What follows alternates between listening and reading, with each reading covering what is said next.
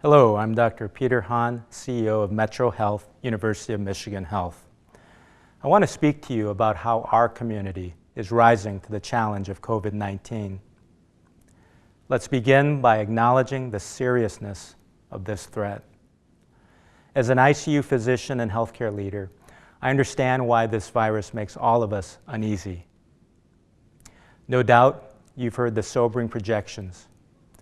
We've seen healthcare systems overwhelmed in Italy and reaching capacity in New York and even as close as Detroit. That is why we need careful preparations here in West Michigan, and that is exactly what has been taking place.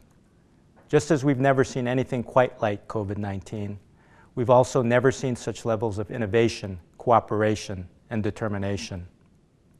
The finest medical minds in our community and across the nation are working together on our behalf to develop vaccines and treatments.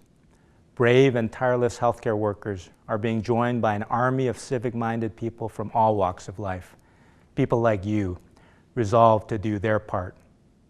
I'm not here to tell you what you already know about social distancing and washing your hands, but I would like to remind you why these measures are critical to our collective success. By limiting the spread of coronavirus, you are buying precious time, not only for our healthcare systems and your neighbors, but for scientists around the world racing to find treatments and vaccines. You're buying time for inventors and engineers and manufacturers ramping up production of critical equipment. This is West Michigan's kind of fight. We have always had the abundance of two things: compassion and ingenuity. Now is the time for both as we join the global search for solutions and the global fight against coronavirus. We know it's not going to be over soon, and it's not going to be easy, but I believe we are already learning that we are stronger, more courageous, and more caring than we ever knew.